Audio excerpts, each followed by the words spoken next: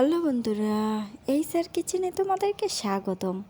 চলে আসলাম তোমাদের জন্য এই গরমে ঠান্ডা ঠান্ডা আমের শরবত নিয়ে। প্রথমে আমি আমটাকে ধুয়ে ছিলে কেটে নিয়েছি। তো আমের ভিতরে যে বড়াটা আছে সেটা বের করে নিয়েছি। এখন আমি এটাকে টুকরো টুকরো কেটে নিচ্ছি।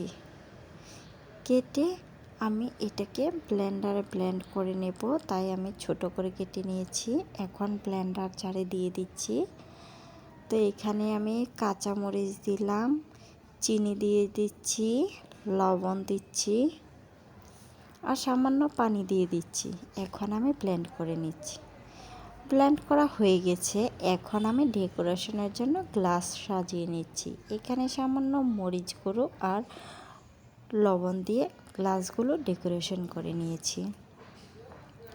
তো তৈরি হয়ে গেল আমার আমের শরবত। এখন খাওয়ার জন্য প্রস্তুত। তো তোমাদের কাছে কেমন লেগেছে কমেন্ট করে জানিয়ে দিও।